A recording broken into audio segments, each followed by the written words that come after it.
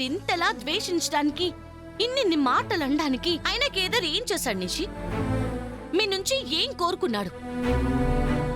ఆస్తులు అంతస్తులు కావు, అవి కానే కావు. ఒక చిన్న గుర్తింపు, మీ నుంచి ఒక చిన్న గుర్తింపు మాత్రమే కోరుకున్నాడు.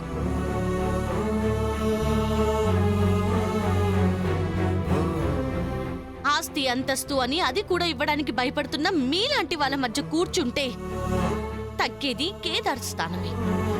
ఎస్, మీరన్నది కరెక్టే. కేదార్కి మీ మధ్య కూర్చుని తినే స్థాయి లేదు. ఎందుకంటే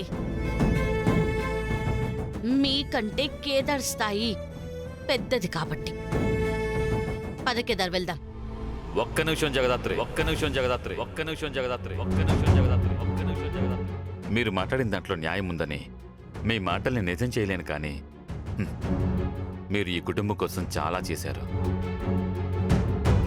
కష్టాల్లో తోడు నిలబడ్డారు, నష్టాలను ఎదుర్కోవడానికి సాయం చేశారు.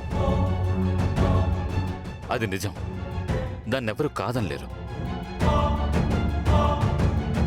మీరు ఈ కుటుంబం కాకపోయినా మాతో కలిసి కూర్చొని తినే అర్హత ఉన్నవాళ్లే.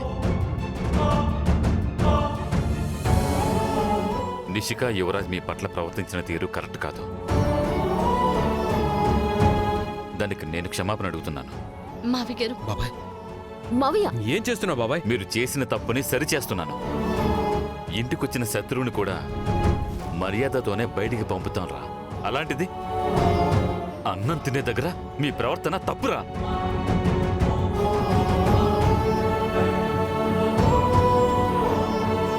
రే బూచి, కుర్చీ తీసుకునిరా. సరే.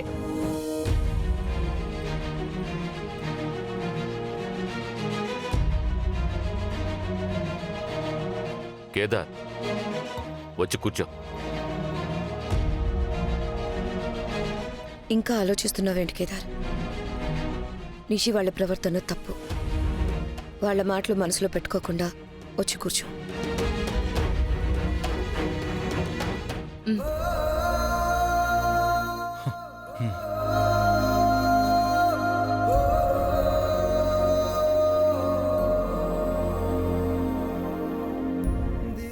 కూర్చో.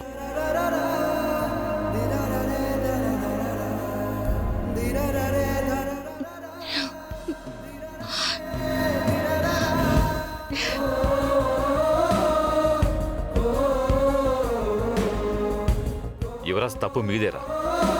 సైలెంట్గా వచ్చి కూర్చో. రమ్మంటున్నాను కదా, రా.